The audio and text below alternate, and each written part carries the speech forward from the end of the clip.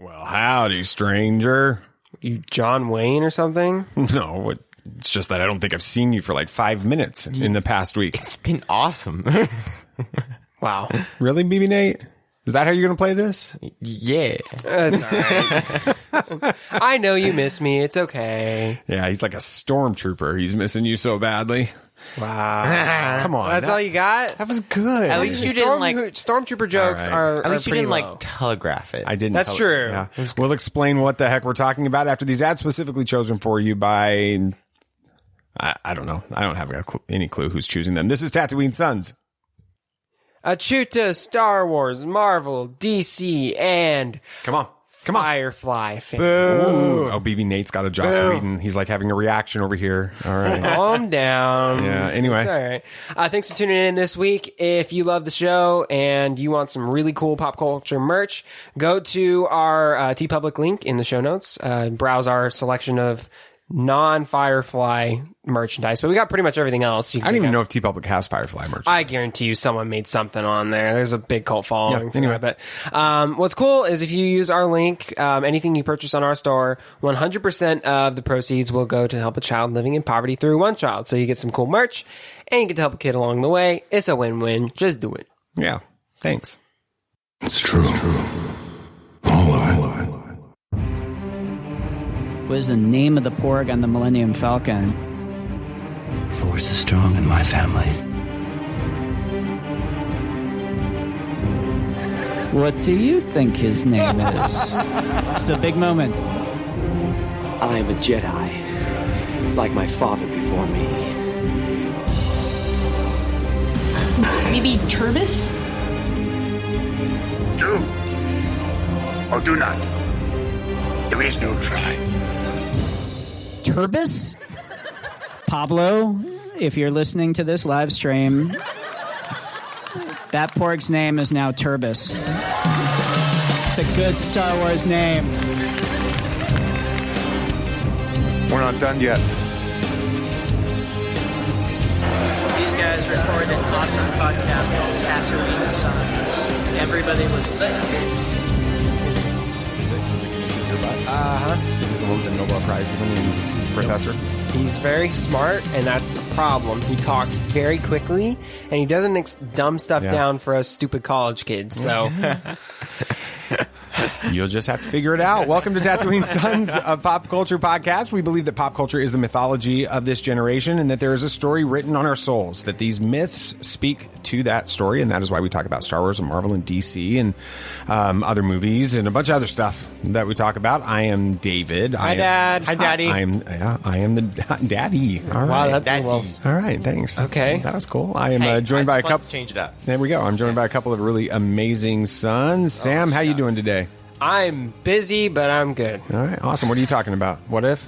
What if? Episode 3. This one was Interesting. weird. Oh, that one. Yeah, I went off the rails. In a good way. BB Nate. Yes. How you doing? I'm good. Yeah. What are you talking about? I'm talking about a lot of things. What's the big thing you're talking about? Candyman's coming out this No, weekend. that's not the big thing that you're talking about. The Spider-Man trailer. Spider-Man, Spider-Man, No that's the Way thing, isn't it? Home trailer. Yeah, that was pretty cool. And we've gotten a sneak peek of Matrix 4 Resurrections. We've read about it. We have read I got about the title, though. We got the title, and we read Hey, about a description of the trailer that they showed us. Yeah, I probably should. Nathan kind of mentioned that. Looks And good. the It sounds Batman. good. They talked about that a little Yeah, bit. not there. much. Apparently, people saw Pennyworth. Well, Andy Serkis as Pennyworth. which Yeah, is very cool. Cool, Yeah, cool. So, What are you talking about, Dad? Disney Gallery, The Mandalorian, the making of the season 2 finale. I think that's the still haven't actual seen that technical one. title. No, It is. It's Yeah, Very long title. yeah, it was fantastic. I still need to watch that. Yeah, explain why you haven't seen it. Because I have been doing full-time college, and I've been very 17 busy. credit hours. It is get up, go to school, stay pretty much all day, come home. Whatever time I have is filled with homework. I sleep, and I do it all again. So all the people that have gone to regular school their entire lives are just sitting there like, what do you care? I mean, what are you complaining about? This is our daily yeah, life. that's true. I'm homeschooled though. I haven't had to do this, but Yeah. it's a lot. But Yeah. I'm keeping up with it so far. So what are your classes? Explain really quickly which classes you're taking. Okay. I got statics, which is like the study of non-moving objects. It sounds really boring. Physics 2, which is really complicated. It's all about with a Nobel stuff. Prize winning professor. Yes. Awesome. Calculus 3, which I haven't even done any calculus yet with it. Linear algebra, which feels more like solving Sudoku than an actual math class, which I'm not complaining. That's kind of cool. Engineering graphics, which is drawing, which You're terrible at. I'm not great at, but I'm doing okay for now. Cool. And then I feel like I have one more. Am I missing one? I don't think so. I think that was all 5. Yeah. Was that 5? Yeah, I think okay. that was it. That's good. Yeah. Which one's your favorite? Ooh. Linear algebra is kind of fun. Okay. That was was that one you were worrying about? Not particularly. No, not really. Nate, what you been reading? Well, You've been doing comics, right? I have, yeah. A lot of comics lately. Of course. What's your I favorite? finished Invincible. Well, we already talked about that last week. Yes, it was good. Yeah. Did you read that Oblivion song? I did. How was that? It was good. Yeah. What else are you reading? You read Doomsday something? Doomsday Clock. I finished that again. I reread it. Is it like the? It's not a compendium. It's Is just it a collection. It was a omnibus, a 12-issue graphic novel. It was good. And What's the new series you were thinking about starting? well, the guy who did Invincible said that this is a superhero series for people who are missing Invincible. Oh, wow. So What's it called? It's called Radiant Black. It's by Image. I've been seeing a lot about that. And I'm like, heard it's it. $8 for the first volume. I'm like, We're gonna figure that out because I've heard Cool. that's really good. It's like Radiant Black? yeah, yeah, It's that's like by, it's this is by Image Comics. Give me too. the log line. Power Rangers mixed with Invincible. Ooh, I like That's that. the way you can All do right, it. Yeah, that sounds cool. That's cool. Well, we're gonna jump right into the show. There's a lot to talk about today. The first thing that most people think of when they hear the word Star Wars is Droids. okay. Luke Skywalker. Last December, fans were giving something that they never believed they'd have a chance to see. They got to see Luke Skywalker at his greatest or his peak. The season 2 finale of The Mandalorian brought grown men to tears. And this week, Disney gave us a glimpse behind the curtain to see how that epic moment came about. Hokey religions and ancient weapons are no match for a good blaster at your side, kid.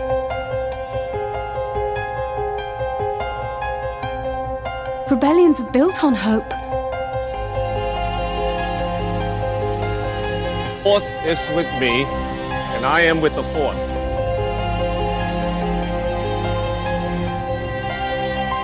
If you live long enough, you see the same eyes in different people.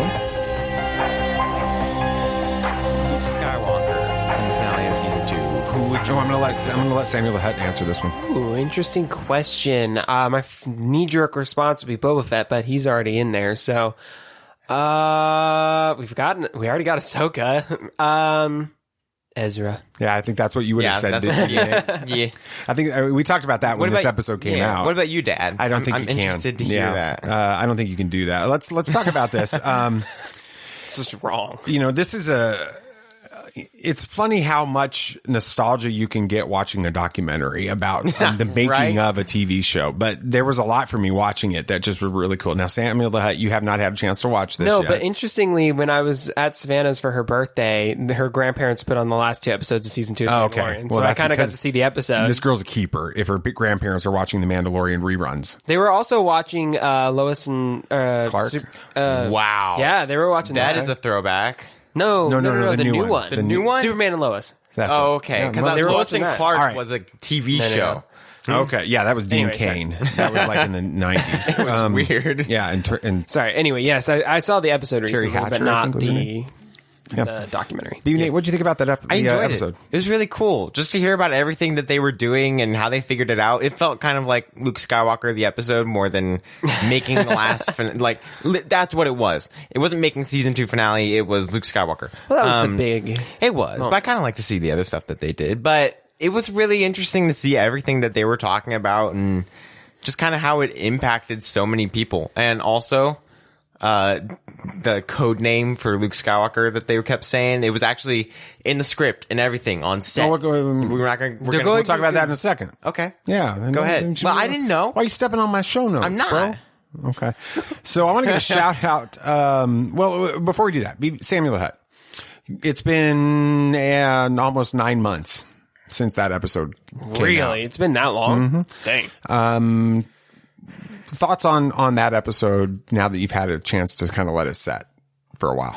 I think it's a good episode. I mean, I guess my thoughts really haven't changed on it much. As I was watching it, you know, my thoughts as to where they can go from here is about the same. Nothing's really changed. What about the Luke Skywalker part of it? Right. What are your thoughts No, on that? I think it was a cool scene, and I don't know if I mentioned this 9 months ago, but you know, when he's in the hallway, it really mirrors Darth Vader from Rogue One, It but sure does. in a light side way. And I think that's a cool like mirror there. They didn't mention that on the show, on the Disney Gallery of the Mandalorian. But I mean, they had to have been cross-referencing it with Rogue One because it was very similar. A lot of the moves he did. Well, it's interesting because in Rogue One, you see Darth Vader at his greatest moment. Yeah, right? but it's evil. It is evil. In this one, they were intentionally trying to show what Luke Skywalker would be at the height of his Jedi powers. And so it's very similar on that. I want to give a shout out to Rhett Wilkinson. He wrote a great little 40 bullet point recap of this episode on the #show.com. And I pulled from it, and we'll put it in the show notes so you guys can link to it. It was fantastic. Just really short little bullets of everything that they covered. And when somebody does that, and it makes my life so much easier when I'm putting together show notes, I just wanted to give him a shout out on that. First thing we should talk about is kind of the secrecy, BB Nate, that was behind all of this. There was this conversation about, you were talking about it. They hid this character under a different name. Samuel Hutt may not know this yet. Have you heard any about this? I have not. So go for it and explain. So the basically on set, after even they filmed the episode, while they're filming it, the script, everything had a different name for Luke Skywalker in it, and that name was actually Plo Koon. And they even drew up visual effects stuff for Plo Koon, so that's and like concept if art, leaks and everything. If leaks happened, they could cover it. But I was sitting there, and I'm like, I kind of would have preferred that. Well, we'll talk about that in a second. Now, it's funny because it was kind of the name no one was able to say. Yeah. And Richard Bluff, who's a visual effects supervisor for ILM, said that even after they finished filming all the scenes, it was kind of done, right? And I think after the series was out.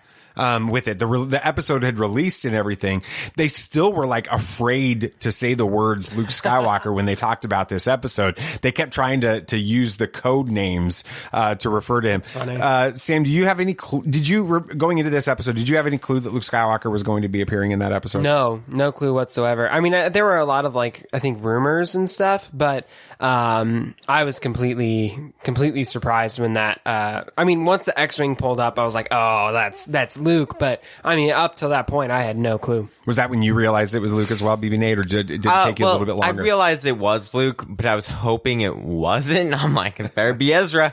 It wasn't. He commandeered an X-wing. Hey, you never know. It's funny because I think we talked about this 9 months ago. We talked about it a couple of times, but for, you, BB Nate, Ezra is your Luke Skywalker. Yeah. He's the one that brought he's the Jedi you grew up with, and all this, and you see that green lightsaber, you're kind of hoping, that it could still work. Exactly. And, but this episode was really, it was a Christmas present to original trilogy. It was. With it. And so, it was fun to see the behind the scenes, on that. You talked about it, with Plo Koon. It's interesting. There's kind of a Clone Wars connection there now, because of Plo Koon. Dave Filoni said that the reason that he used, Plo Koon was because all the fans that really know him, like the geeks that would leak this kind of stuff and everything, would not be surprised that it would be Plo Koon, because they would connect it with Dave Filoni, because that's Dave Filoni's favorite Jedi, or of that. And so, they even put a digital Plo Koon head over Skywalker's, in images of stuff on set, and they had concept art created, for this with Plo Koon. That if it got leaked, then it would just kind of drive people down that Plo Koon path. They went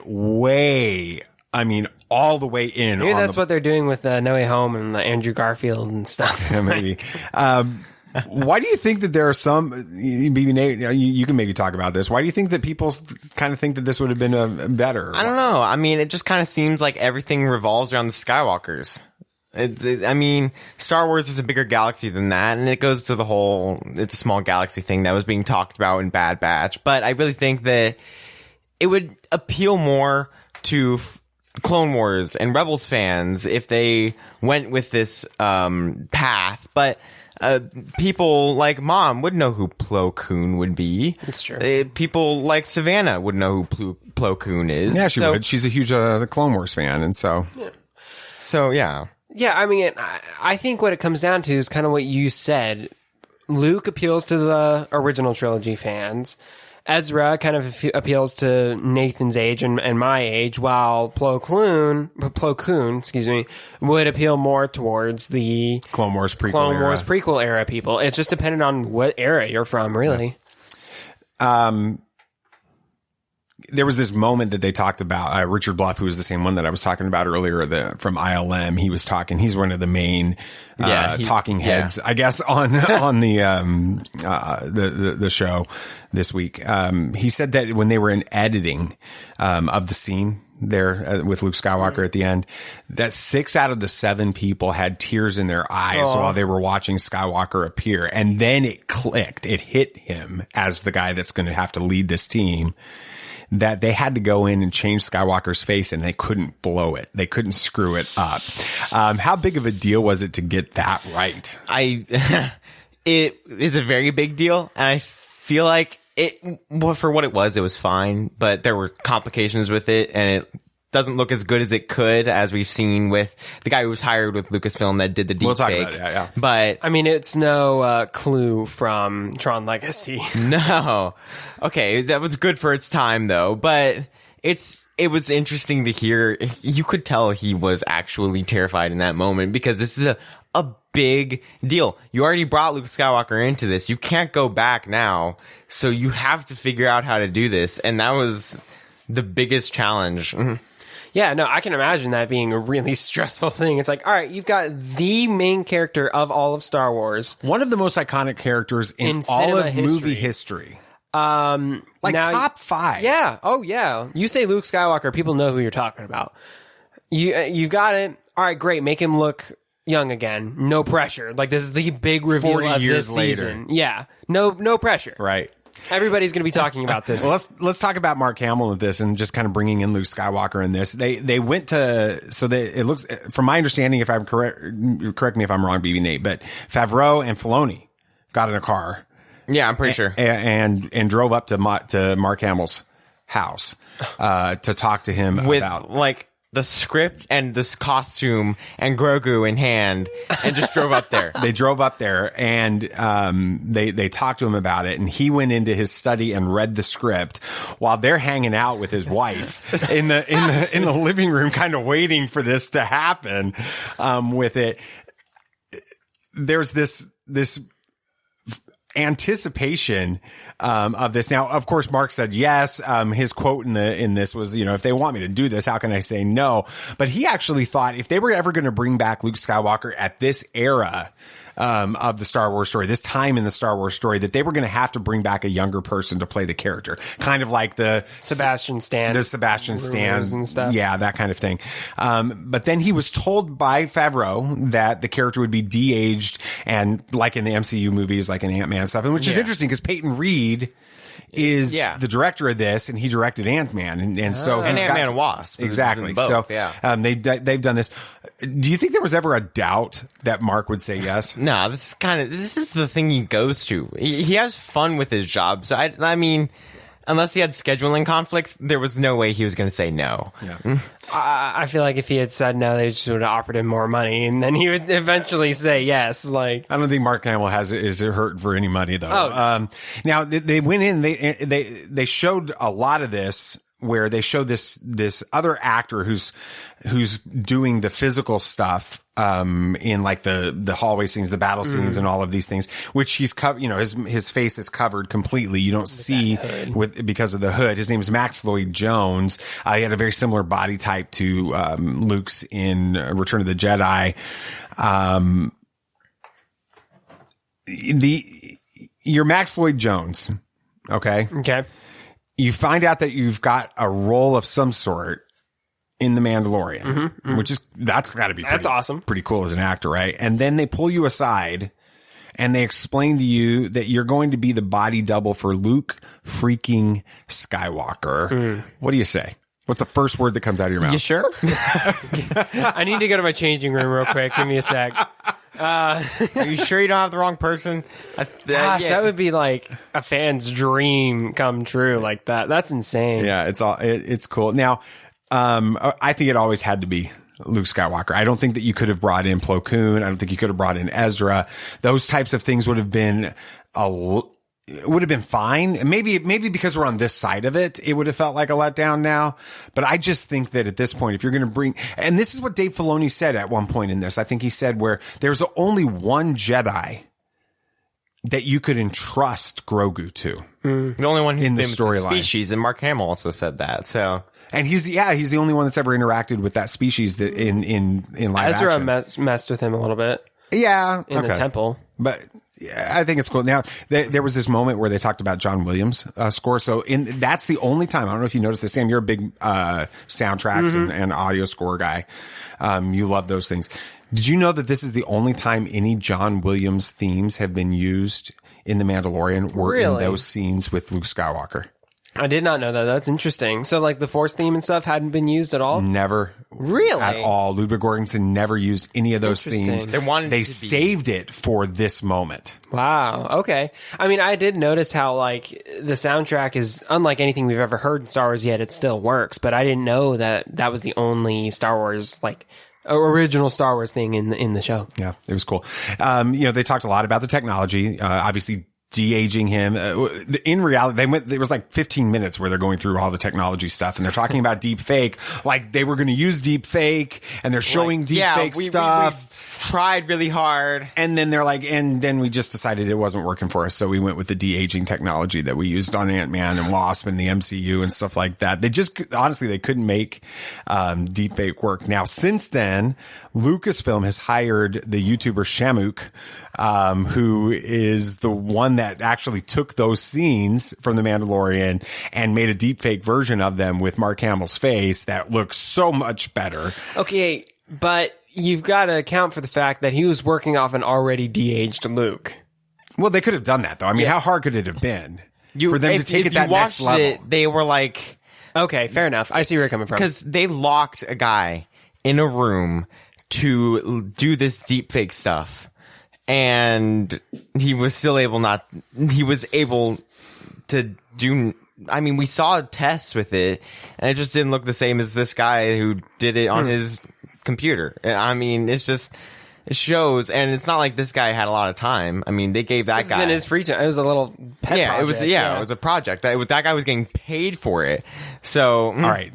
Why do you hire a YouTuber who's really good at deep faking Luke Skywalker? Well, they've got to deep fake Luke Skywalker. Yeah. Or deep fake anything, really. He's shown that he has proficiency in the skill. And I really appreciate Lucasfilm being big enough to, be like, okay, we could have done better. This guy knows how to do it. Let's bring him on. But yeah, that just shows that they're not done with this character. Yeah.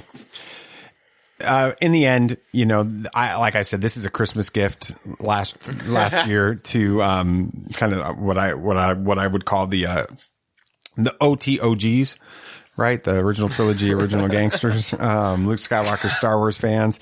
I loved some of those last comments. You have Favreau talking about R2-D2 coming in, Luke Skywalker being on set, all of this, and there's this moment where Jon Favreau, right? One of the most celebrated directors of our era. Now, MCU, Lion King, all of these amazing things that he's done, Jungle Book, all of these things that he's done. He goes in there and he says, even when you get used to make his quote, even when you get used to making this stuff, these are moments that are so surreal. Like you just can't believe that you're having them on that. And then you have Hamill talking about Favreau sending him over videos of people that were reacting to the scene that day. And Hamill noted that it was making grown men cry and how much that impacted him to be able to see that all happening with that. Why do you think this moment was so important at this time for Star Wars fans? There have been a lot of controversy over the sequel trilogy and stuff, and some people liked it, some people loved it, and it was causing a lot of division and stuff. So having a scene where you bring back, the show was already like resonating really well with all fans, but then you bring a scene in where you bring back the biggest character in Star Wars, arguably, and it's going to, amidst all of the other drama, it's really going to hit home just because some people weren't satisfied or some people really loved it, but Luke was dead in that episode and stuff. So it was just a really like critical moment, I think. Yeah. The Luke Skywalker of The Last Jedi was the most controversial part of the sequel trilogy. Would you agree? Yes. With me on that? Okay. Yeah. Do you think that that's why they came in and let that happen here with this? It was not because they have a problem with that, but because that would be something that would allow those fans, not the fringe fans. I'm not talking about them. I'm talking about the ones that, genuinely are good people that are good Star Wars fans, but just have a problem with that Luke Skywalker. They just don't get it. It's not what they expected. And they always wanted to see like this version of Luke Skywalker. Do you think that they did that as a way to say you're welcome in this fandom still? I don't think in the Disney era. I think that it was just to show that they still care about the people that grew up on the original trilogy. They haven't moved on. And they still care about the character. Exactly. And I think that it was just a way to give some nostalgia to the fans, which is what it did ultimately. So Dave Filoni said fundamentally Star Wars should deliver a good feeling and uplifting feeling. And to me, I don't think that's like a knock on Rian Johnson and his movie. I just think that it gives us some insight into where Dave Filoni is with the way that this series needed to end, the season needed to end. It's for kids. It's a kids show. It needs to be fun. Yeah. And then Jon Favreau was talking about this. He said that George Lucas, through Star Wars, made something that leaves room for all of the archetypes of every age. So it seems very kind of like they are wrapping their arms around all of fandom and saying, you guys, you're still welcome in this. And if you didn't like the sequel trilogy, there's going to be stuff for you here in this. And it's the reality. The sequel trilogy is controversial still. I think it'll change. I think 20 years from now, people are going to love it, like the prequels. The prequels with that. Takeaways from what you've heard about the show, Sam? I mean, it seems like they really care about Star Wars and they care about the fans and they want to do the characters justice and they want to give the fans what the fans want. And so it's encouraging. Yeah. BB Nate, what were your takeaways? Yeah, I really loved it. I thought it was really cool to hear all the things with the technology and how it impacted and the ideas of how they think Star Wars is. I mean, Dave Filoni just kept talking about what he thinks Star Wars is for, and it's what we think Star Wars is for. So it was really cool. Yeah, I really agree with that. I think in all reality, this is probably the last time that we're going to see Mark Hamill play Luke Skywalker in live action. But that's kind of what makes The Mandalorian so special. It's a passing of the baton from George Lucas to geniuses like Filoni and Favreau and these actors, or not these actors, these directors like Deborah Chow and Taika Waititi and all of them. Rick, I can't even pronounce his last name, so I'm not even going to try with it. But they love the galaxy far, far away as much as anybody. And I think you see that in these Disney Gallery The Mandalorian specials. You see that they love Star Wars with it. And I think we should all take just a few minutes sometime, when you're thinking about Star Wars, to think about how fortunate we are to still get these amazing stories. Yeah. There was 2 major periods in my life where I thought I'd never get Star Wars again. And we're getting more Star Wars now than ever before, and we should be super excited about that. So, Sam, what are you going to talk about? Yeah, well, episode 3 of What If showed us how a very small change can bring about a very large result. Nothing for the pun? I got it. I got it. I was just whatever. Yeah. The Avengers ended before they even began. Loki fulfilled his glorious purpose, and the 2 captains are going to have to team up. Yep, and that's coming up after these ads specifically chosen by the crazy person who decided to blow up an Avenger from the inside out. This is Tatooine Sons. Hey, y'all. What's up? Yeah. Why didn't you yell in my ear? Okay. Well, hey, so you guys talking to the listeners, that not the people here in so we can take a break. Okay. Yes. Oh, yeah. So you guys are always just so supportive of this show and are so kind to us. But another way that you can support us is by giving us reviews on podchaser.com/Tatooine Sons, or looking up Tatooine Sons on Podchaser. And you can leave a review for the show itself and each individual episode. And giving us reviews allows us to get engagement up, or if people see the reviews and they see this glowing review, then that might convince them to actually listen to the show. So, and if you give us a review, we will make a small donation to one child in your honor. So it's just a win-win situation for everybody. Yeah. Thank you guys so much for doing that. Thank you. Be on your guard. There are older and fouler things than orcs in the deep places of the world. All right, then, keep your secrets. Your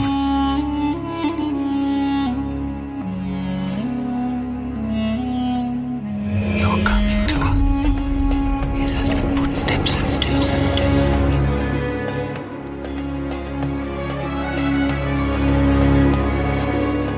There are many magic rings in this world, Bilbo Baggins, and none of them should be used lightly. Again, Honestly, I know. Yeah, come on, y'all. I took it better than I thought I would, actually.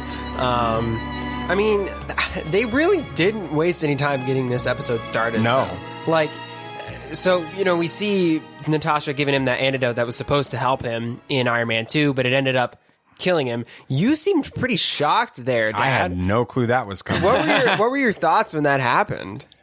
That everything is upside down now. I mean, the MCU, all the way from phase 1 through phase 4, is built off of Tony Stark. He's the one that saves the entire universe at the end of Endgame, with that. None of that happens now. And so it was kind of like, oh my goodness, where do we go from here? Because everything is different, with it.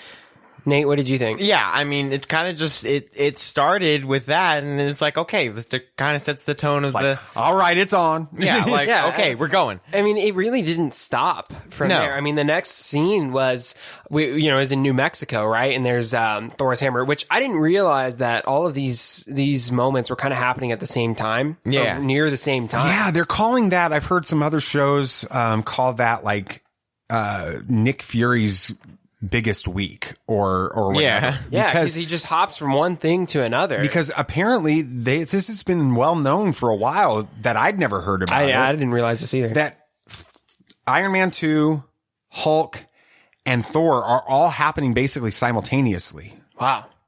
That's crazy. Like it kind of makes me want to go back and watch all three of those again. But I agree, yeah. But we get back to New Mexico and Thor's breaking into the compound and Coulson's like, man, this dude's got great hair. But he's going to get the Did you notice they did the bleached eyebrow? You guys know the big controversy in the original Thor movie with Chris Hemsworth eyebrows, right? They bleached his eyebrows to match the rest of his hair, and it looks ridiculous if you notice it. And so they did that in the animated version just to make it match, and everybody's kind of making fun of it. I mean, kudos to like keeping things consistent. Yeah, in a show that's completely about changing everything, they keep that right. Anyway, but he's going to reach for the hammer, and then Hawkeye slips, air quotes here, and kills him. I don't know about you guys, but I thought Asgardians were a little bit tougher than getting killed by one arrow. He was stripped of his mantle, so I don't think he had any powers. But he went through those guards pretty he has easy. Training. All right, fair enough. Yeah, he knows how to fight. Yeah. But I think that you're making a good point, Nate, that I hadn't really considered, and that is he is stripped of all of his superpower godlike status, this demigod status. He's immortal, basically. He's immortal. He's a super big, strong, scary, can kick everybody's butt. Mortal with glorious hair, and bleached smells eyebrows, like lavender, all of the above. But at the same time, when Hawkeye shoots you through with a arrow right to the heart, an arrow through your heart, it's going to take care of you. All right, fair enough. And then Hawkeye's sitting there and in containment, right? And the next thing we know is he's dead. Like, were you going to say something there, Dad? Well, the whole scene kind of was weird to see the parallels. We're seeing I don't know if you're going to plan on talking about this in a minute, but you've got in the Iron Man 2 sequences, they're the same, but they're different. You know, we've seen that in some of the other stuff with What If. Right. You've got the same thing happening here, but instead of Coulson being the one talking to Hawkeye, it's Fury who's now come because Iron Man's dealing with Iron Man. Exactly. And they're dealing with it, but even the lines are similar. The dialogue is similar and all of that. Yeah. And you're going to see the same thing in the Hulk, which blows my mind that they brought that in there. But I just thought that it's super fun to watch. It's kind of one of those, of all of the What If episodes so far, this is one that I kind of want to go back and watch again. The episode or the movies that it was referencing? Well, I kind of want to do both, but I don't have time. So anyway, yeah. So yeah, no, I get where you're coming from. It did a great job at keeping things familiar enough and like helping us understand where we are in the story, but then changing things too, so it's fresh. And like you said, next, you know, Natasha is going to find Betty to figure out what the heck killed Tony, because it wasn't, you know, the syringe was different. And then we see Hulk pop out, which it was Mark Ruffalo Hulk. But it was Mark Ruffalo Hulk, though, but in a scene directly from I don't remember who plays it in the first movie. Ed Norton. Ed Norton. So they kind of like went back and retconned it a little bit. What were your I think they were wanting to do that that before Shang-Chi came out. I think they're wanting to clear up some things along with that. Oh, because of Abomination? Yeah, I think that's a good point. They wanted to get this episode out there. I hadn't thought of that. That's a good point, Nate. What were your thoughts, like, since they were bringing Mark Ruffalo in for that? Well, let's just go on record and say it's been, what year did the original Avengers come out? Ooh, 2012? Yeah. 2012. So it's been almost 10 years since I've seen the Hulk movie, because I saw that at the marathon. Oh yeah, that we saw, and I haven't seen it since. And I don't know if it's even available anywhere. So it's pretty. It's kind of that hidden thing, and so they're bringing it in. It was bizarre to see Mark Ruffalo's version of Hulk as part of that, but. You know, what do? You can't bring in Ed Norton. You can't That's have true. him voiced it over, because that would be confusing. So it was cool. I think it was a neat reference for us fans who've seen that movie, because that's one of the most hidden of the Marvel movies. Like, you got to really be going out of your way to want to watch that movie. But it was neat to see, and then he died in a very I was wondering, I'm like, interesting how did this way. get TV-14? And then they showed that. I'm like, got it. That'll do it. Yep. What were y'all's thoughts when you saw Hulk pop like a zit? I was about to say, he popped like a zit. Didn't expect it. When he started to blow up, I'm like, they're not going to go there. They can't go there. Surely. No, surely it's going to be like off screen or something. No, they showed it twice. I kept wondering how it's possible to kill Hulk, and I guess that's it. You enlarge his heart. You just wow. They could have made that a lot more gory. Like, surprisingly, he's green all the way through. Where's the blood? I'm pretty sure I've seen him bleed before, and it's red. So Continuity error. Come on. But that was a shocking scene, I think. It was. But, I mean, it was interesting. It showed that Hulk It was an explosive revelation. Thank you. Yes. Thank you. Anyway. I'm here all week. Try the roast beef. I mean, it was showing that, like, the Avengers are not so infallible or whatever. That's not the word, but you know what I mean. And then the next thing we see, invincible. The next thing we see is Loki show up. With this army of Asgardians and Thor's buddies. I don't remember their names. I know Sif was in there, and then the other ones. Yeah, I don't remember their names. Sif and the gang. Sif and the gang. But like, they showed up to like avenge his brother's death and stuff. And Loki brought, I don't remember what that thing's called, but it's from the Can we first stop one. and think about where the Thor movie is in this time, in this moment? Loki has already betrayed Odin and Thor at this point in the Thor movie. He took reign. Thor wasn't there to stop Loki from killing Odin all the way. So Loki now rules Asgard. I don't remember the first Thor movie at all. Well, we It's just not watched good. it a couple weeks ago. That does it. Yeah. But that movie, the cinematography still gets me sick. Anyway. But yeah. So there's nothing stopping Loki from taking over So he's Asgard. basically the that ruler answers one of the over- questions I had later. I was like, how the heck was he able to convince the Asgardians to take over Midgard in this case? And that's because he's the leader now. So, okay. Well, did you get the Middle Earth reference? Yeah. In this one? Where they talk about, they all show up, and I think, was it it was Coulson. Coulson. He was like, they look like they're from Middle Earth. That's funny. Coulson was a lot of fun. Yeah, they're like, Nick Fury was like, are they from around here? He's like, maybe Middle Earth. So, yeah, no, you're right. Coulson it was fun to have, what's his name? I can't remember what his name. Clark Gregg. Clark Gregg, yeah, that's it. Playing him, in this again. It was great. I think he's one of the best characters in all of the MCU, and I feel like they did him a disservice with the way that they handled the Agents of S.H.I.E.L.D., and it's sort of been relegated to its own timeline. Basically, it's variants. It's what it feels like. I'm excited to see Clark Gregg. I hope that we can get more Clark Gregg in there in a mainstream, even in an acting role in something. For sure. So, Loki and Nick team up, though. Although, I'll be honest, by the time we got to the end scene, I really forgot that they were, trying to work together and stuff. Oh, wait, that's later, isn't it? What? Don't they team up later? Well, no. This is it. They form an alliance. Were y'all surprised at how easily Loki was able to be reasoned with? No. Well, I think that Loki was playing Nick Fury. Okay. There was an enemy that needed to get dealt with. We deal with it, and then he's just taking over the Earth. So. Yeah. Once you deal with that enemy, then all of your enemies are out of the way. I mean, because the guy who can kill Thor can kill Loki. So when you get him out of the way, then you can take everybody else. That's a good point. So then, Natasha gives Nick a dying revelation or whatever, right?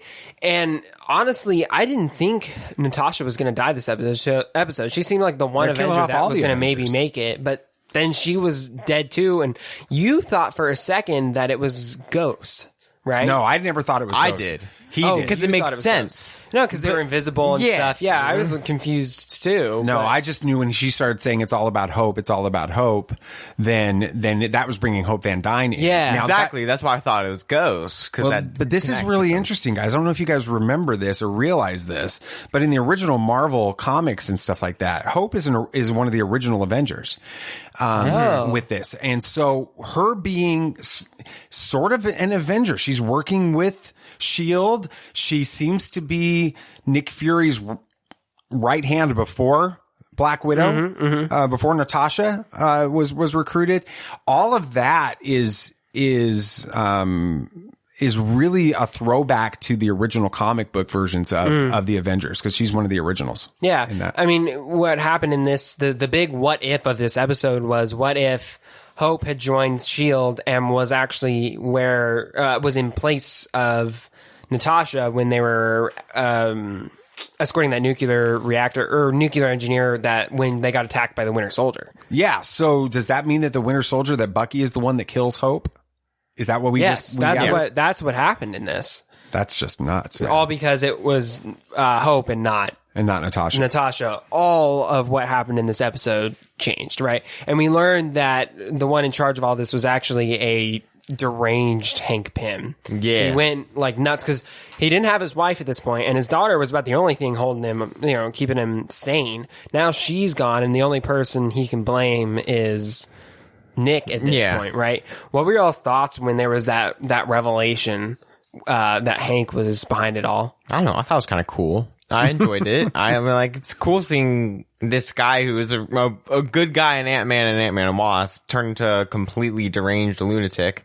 And so it was sporting the yellow jacket. Yeah. Which he does that in the comics. Yeah, he goes insane in the comics too. And he becomes Yellow Jacket in the comics. So this kind of was a nod to Marvel comic book fans in a lot of ways. They're kind of acknowledging some of those storylines in this. It was a lot of fun. I think that it was cool to hear Michael Douglas playing it. It was. With that. It was... I don't know. I thought it was the best episode of What If so far. Yeah, I think we can all agree on that. I agreed it. Yeah, I mean, I thought it was good, but I had no. I'm just gonna wait for it's the best episode of What If till next week. Oh, next week's a Doctor Strange.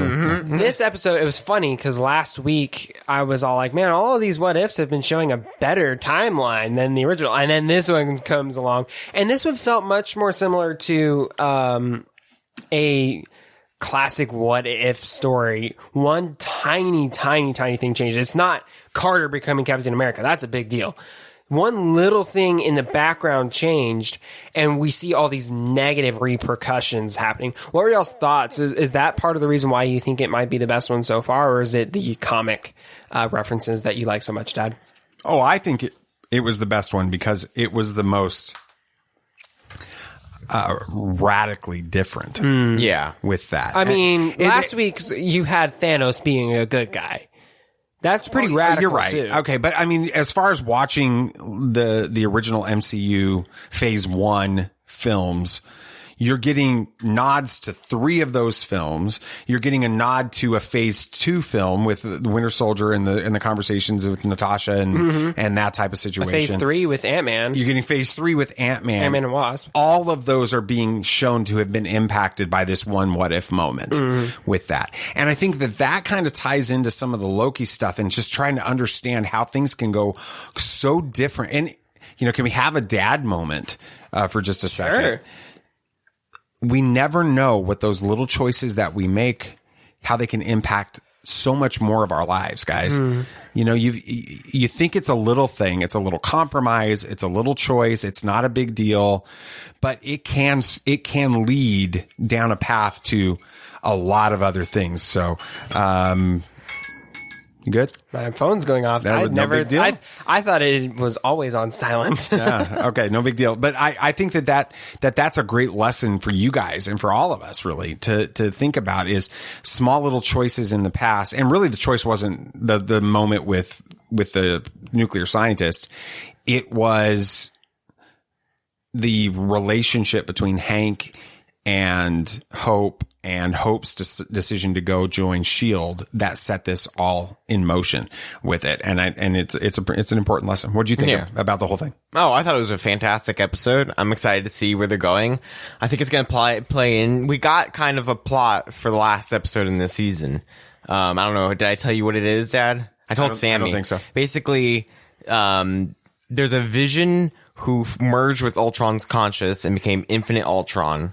And so the newly formed Guardians of the Multiverse have to take him down. So I think they're pulling characters from each one of these episodes or things to make an Avengers group. Yep, the Guardians of the Multiverse. Wow. I bet you the Watcher is going to be like, crap, I actually have to I would love to see the Watcher have more of a role versus a narrator at the beginning. Well, I mean, and y'all just have standing there. Y'all have the shirts. He's got a character model. He's going to have to make a real appearance. A couple times in this episode, just standing there watching. Yeah, you see this silhouette of him. They're bringing him in more and more. They are. Showing that he's right now, he's watching. And he's I there, felt like but he might eventually since this was not a better timeline, I felt like he was feeling like he might need to step in. Wow, this will be interesting to see. So. Yeah.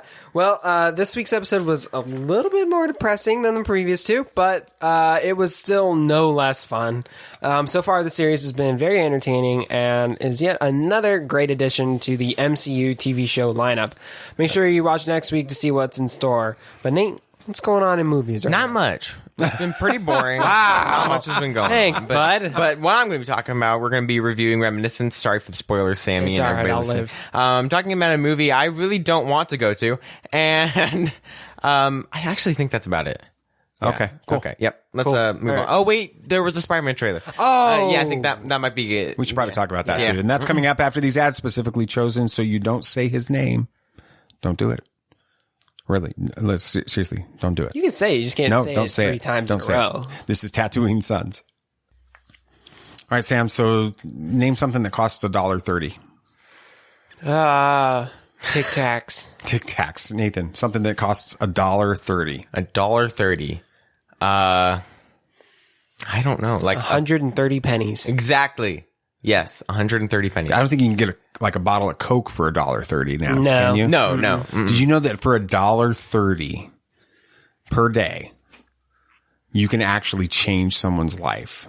That's what we do with One Child. So if you're listening to this and you bought, how much is the Radiant Black comic book thing? $8. All right. So like you're a quarter of the way towards changing a child's life if you spent the money on a comic book and use that for something like that. Now, I'm not saying don't spend money on comic books or Cokes or Tic Tacs. Do people really do Tic Tacs nowadays? Yeah, Tic Tacs are cool. But if you can figure out a way to save $1.30 a day and invest that in a child's life, it will provide food, education, medicine, social development, and the most important thing that you can give another person, and that is hope. And it's why we call you a child champion. So go ahead and check out the show notes and learn a little bit more about One Child. Have you ever danced with the devil in the pale moonlight? Yeah, I can fly.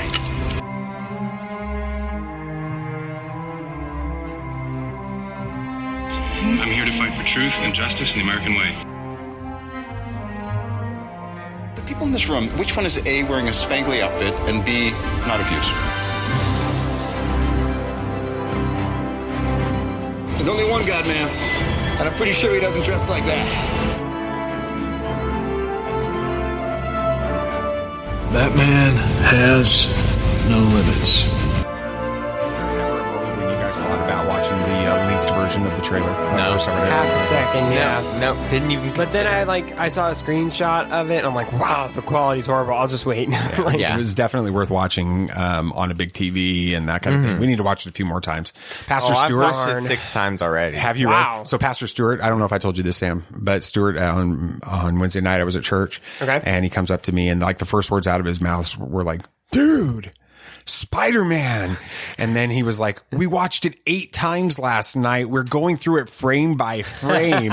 And he can't wait to come over tomorrow night for dinner and talk Spider-Man trailers. That's funny. It's going to be a lot of fun. My first, the day after when I went to school, I was sitting in linear algebra and someone's like, y'all see the Spider-Man trailer? That's cool. So, sorry for listeners, and Sammy, you're gonna get spoiled on Reminiscence. I apologize, but we do have to watch at some point, maybe on HBO Max, or go to the theater again. Yeah. So should I just leave the room for a minute? No. I'm curious. We gotta have you here. But Dad, your off the cuff thoughts about Reminiscence. It felt like a futuristic 1930s detective movie. Exactly. That's an oxymoron. It felt like a 1930s detective film noir movie, but set in the future. Oh, okay. And it was actually a lot of fun. So kind of like Blade Runner-ish? It's gotten a lot of comparisons to Blade Runner, but, and I know that our listeners are probably going to freak out about this, I've never seen Blade Runner. Yeah, we've never seen it. I haven't either. Yeah. So, anyway. Yeah, but, okay, I really enjoyed it. I thought everything about it was really cool. I loved how it wasn't a big world-saving plot. It was just a dude wondering about his girlfriend the whole movie. And then it started to kind of wind into this bigger plot that happened with just like him going insane and everything. And I loved it. And like the first 15 minutes was him in Reminiscence.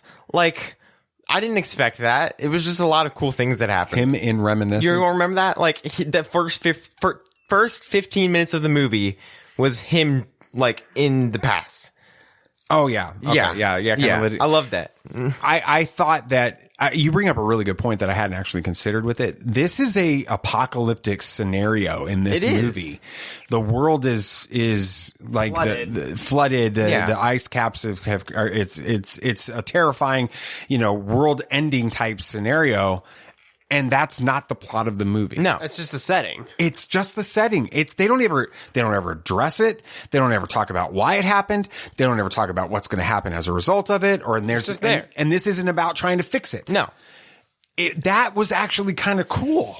Yeah, I loved it. And seeing that, you would think, oh, that's the plot of this movie, but it really wasn't. Mm-hmm. I appreciate that. Yeah, I think this movie is definitely worth a rewatch just to be able to understand it a little bit better. It wasn't as confusing as Tenet or Inception. No, it wasn't or confusing. Prestige. No, and I really enjoyed it. I think the pacing was good. I didn't have any problems with getting like bored or uninterested in what was going on. Everything was moving along well. The action was well placed. But the reviews are starting to get a little bit stranger. Okay.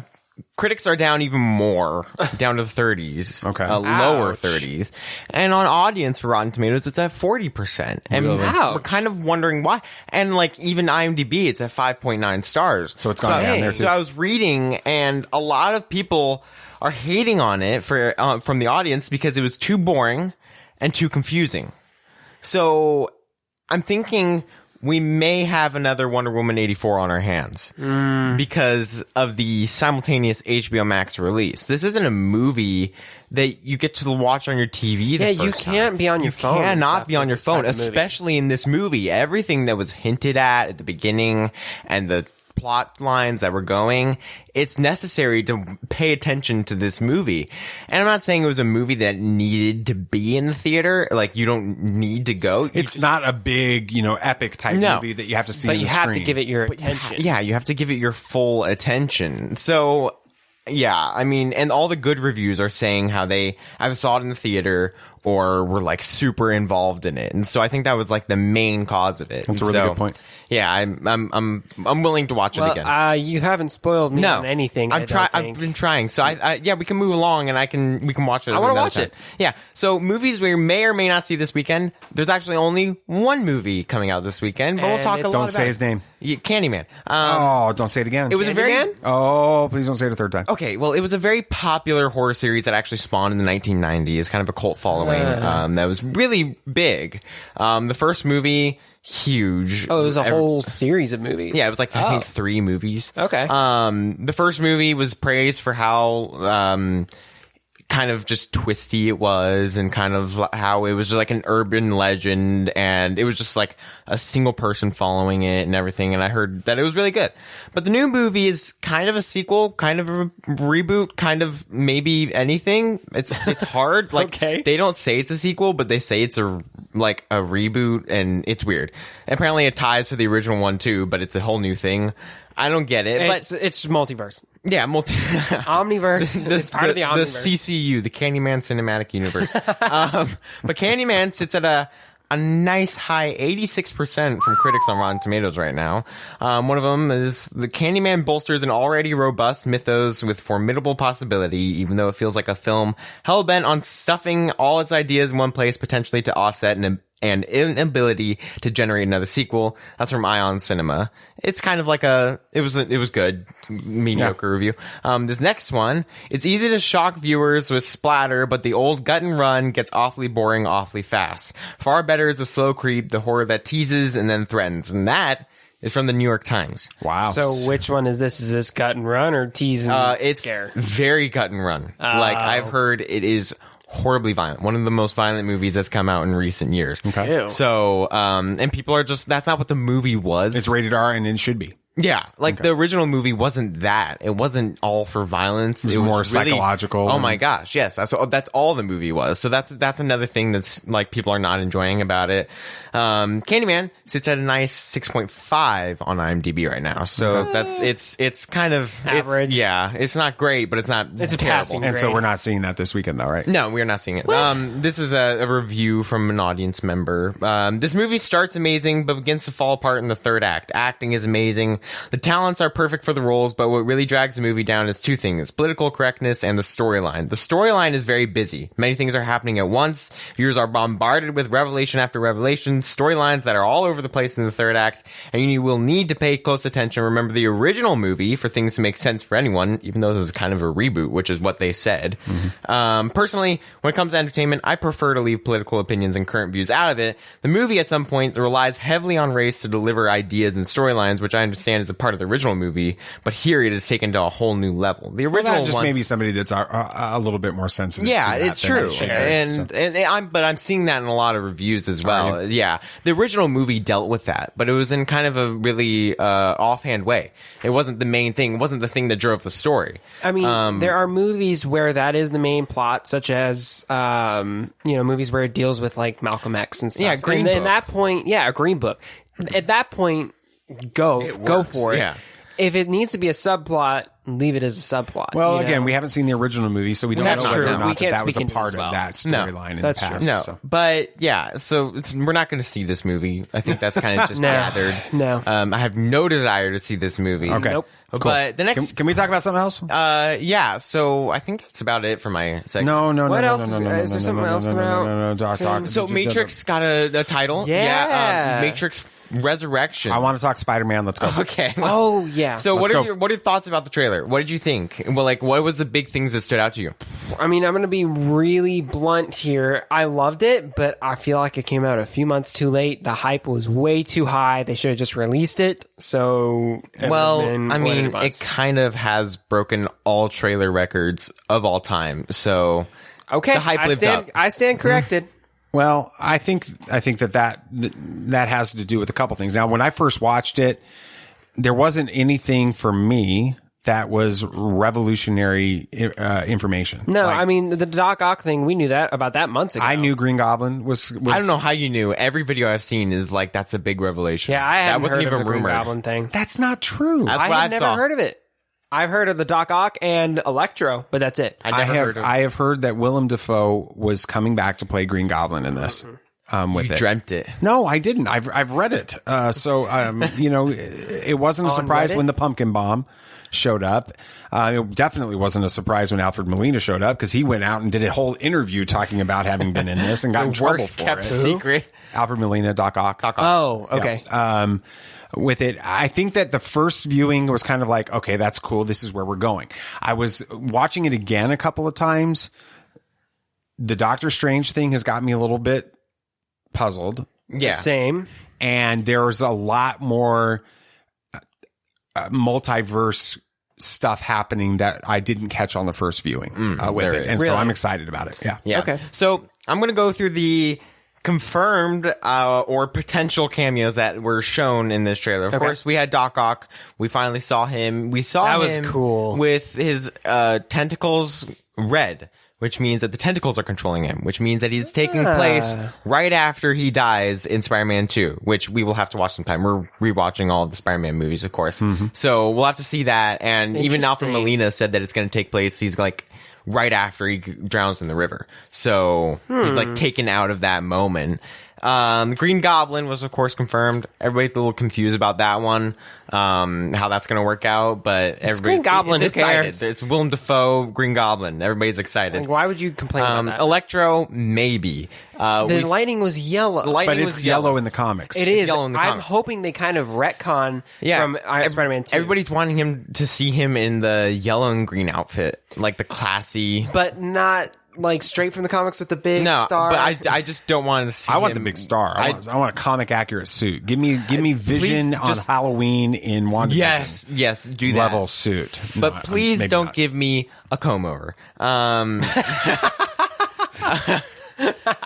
We maybe saw Sandman from the original. Yeah. There was one moment. I did see sand. Yeah, exactly. You saw sand, but it was one moment that stood out. There was lightning from the yellow lightning was shot directly at Spider-Man, and then a wall of sand shot up. So we're thinking that since of what happened at the end of Spider-Man 3. Yeah, wasn't Spider-Man good or Sandman good? Sandman turned good. So we're thinking he's protecting the Peter Parker in this universe. Interesting. Lizard, maybe there was a dark figure who attacked Peter in like a frame, and so everybody's like, "Oh, it's Lizard." But it looks like it. If you look, there's a little bit of like a tail thing that's coming off, so it would make sense that it's Scorpion. It might be Scorpion as well, but I mean, they're dealing with multiverse. Is Lizard. Mysterio might show up at some point. Well, I mean, Mysterio's a part of this movie either way. He is, yeah. So, J. Jonah Jameson. Matt Murdock is. It's speculated. It's speculated. We saw that dude in the white shirt slam down those files. Somebody compared that to a scene where he slammed down files in Daredevil, and they're like, it works. It's the same guy. And somebody compared Charlie Cox's hairiness of his arm to the hairiness of the arm in the trailer, and they're like, it's the exact same. Like, and I said, it's not like there's an entire story in the Bible. Let's not talk about body hair right now. That's a whole nother conversation for a different show. This one is practically confirmed. Mephisto. Oh, we saw the definitely. sign with the devil in disguise. That Peter you guys is Mephisto this whole time. You guys joke, but I'm telling you, no, Doctor Strange didn't set right with me, and I think it could be Mephisto. I'm not even joking. I'm like, either he's a dead set he's on a this. variant from What If that's going to be carried over here, or he's Mephisto. Something's not right. Okay, all right. I get why you say that, because one thing's showing up that's really curious. Strange is wearing the Eye of Agamotto. It was destroyed by Thanos. Why does he have it? Was it destroyed? No, everything was put back, remember? He crushed it. Thanos crushed it literally with his hand. It's gone. Oh, But when the they time showed the scene Okay, hold in on. the breakdown video. But doesn't all of that change when they go back? Yeah, And everything's reverted, Nate. Thanos When they never put- happened. No. Well, Actually, Thanos that's never not true, because happened. Endgame is real. Yeah, but the stone's back. They can't destroy the stones. I know they can't destroy But the he stones. destroyed the. Oh, well, But he can just destroyed use magic that. to make a new one. I know, but we're wondering if he has the Eye of Agamotto, what that's going to play into, because of how it works with the situation that's going on right I now. have a theory as to. I think your big question here, Dad, is why is Strange doing what he's doing? Why is Strange so feels strange? off. Now, I've heard some people say that this is classic Doctor Strange from the comics. It is. And that He's could be true. Arrogant. Steven He is weird. He tests his limits. He tests things all the time, and that's classic. But in the MCU, He was very this felt devoted. off. I think I have a theory. Endgame. This is like the first time we've seen him since Endgame, right? Yeah. Is that a reasonable? Yeah. Okay. Until What If? He's for some reason in a snow thing. It was something weird's going on with that. Yeah. I think he is having to deal with the stuff from Endgame. He's kind of the cause of Tony's death, and he's having to deal with that. Maybe he's having some sort of like, not necessarily PTSD, but something's going on in his head right now. He's not right. So that's why he's changed the whole place to snow for some reason. And he's No, that comes down to the fact that nobody was living in the Sanctum Sanctorum. Is that what it's called? Yeah. Did I get Yeah. that right? No one was living there in was a that for the hole in the entire roof. 5 years after. Oh, okay, fair enough. It's abandoned. Okay, basically. but I think he's going through like these mental symptoms, and he's just like, Yeah. Peter was basically Tony's kid, so he's like, sure, I'll do whatever you need to do. I'm not sure what's going on. We see 2 points when Doctor Strange is fighting Spider-Man.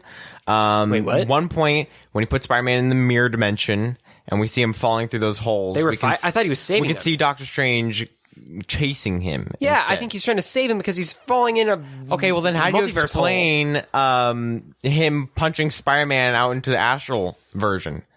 Because that's how you get people into the astral plane. It happened in Endgame with Hulk. Yeah, but that was to stop it happened in the original Doctor Strange. Yeah, with Doctor it's Strange. it's to basically a stop way him. for them to get their attention. But Spider-Man had a cube looking thing, which people that read the comics and people that think of it is probably a way to trap people to multiverse or get them back to their original timelines. So people are thinking that Spider-Man is trying to get these villains back to their original timelines safely, but we're thinking that Doctor Strange, something's weird's going on and he's trying to keep them here. Or another one is eliminate them because he knows that a bigger threat in the multiverse is coming and he's getting these villains out of the way first. There is a big speculation out there right now that Doctor Strange is the villain in this thing. Which I wouldn't like because I like Doctor Strange. Well, there's like this dark Doctor Strange and What If. Exactly. And Doctor Strange is going to be a big part of the last episode in What If in this season. So I'm wondering what's going on with that. And they have said that that What If series will have major ramifications on the MCU. Fair enough. So that was a really awesome segment. I enjoyed talking about If Spider-Man. you do say so yourself. Yes, I think that it was the most fantastic segment out of this whole episode. But we finally got a Spider-Man trailer after waiting for so long, which I feel like we don't We get another one now? Yeah, Like, do we get another one or do we just stay with Yeah, this? they called this a teaser. So we're going to get another trailer. We better, but it better didn't mean, like, get, what did we we- not get in this? We did not get Andrew Tobey Garfield Maguire or or Andrew Tobey Garfield. Maguire. Yep. We didn't get either of those two. The big trailer is where they reveal that those two are coming. Or at least one of them. And if you confirm one, you confirm the other. I think you have to show both. in the trailer. I think that you have to kind of go ahead and get the chess pieces on the board in the trailer so everybody knows what you're walking into with that. And then there's going to be some major revelations beyond that. You know, Tom Holland actually shared on his Instagram story. Like, there's so much more. You are not ready, is what he said. And I think that we are going to have a lot of fun. Yeah, with that. so we'll just. I'm so glad that a drunk Tom Holland, who was so angry that Disney and Sony couldn't work out a deal to make this movie. Literally, you guys know the story, right? Yeah, I think so. He was drunk. He got drunk and he called Bob Iger and chewed Bob Iger out. And then they got the deal done. And he's still working for And they got the deal done. You go. All right. I'm surprised he wasn't fired. Yeah, so we'll just have to see it when it goes December 17th, exclusively in movie theaters, thankfully. Awesome. All right. Anything else you guys want to talk about? Anything else? Yeah, so Marvel is reportedly developing a werewolf Halloween special for Disney Plus. Okay. Interesting. Didn't know there were any werewolf characters in Marvel, but yeah, there's a werewolf. Yeah, absolutely. Is it going to be tied in with Blade? Probably. It may. That could be interesting. There is a rumor, an emphasis on rumor, that there will be a Bane series on HBO Max coming up soon. Yeah, I searched out the sources for these rumors, and they're sources that have been notoriously bad about their rumors. So we'll wait until we get somebody that's a little bit more incredible. If it's going to be announced, it's going to be announced at DC Fandom. We'll get the schedule, and if something like that's not there, I don't think it's going to happen. You know, Thandie Newton, she's actually in Reminiscence. She's one of the major characters. She did a fantastic job. All of them did good in this movie. She's not very happy that Val was killed off in Solo. I don't blame her. She's a cool character. She did an interview and said that wasn't originally the plan, and she was not very happy about it. I'm just going to speculate irresponsibly for a second.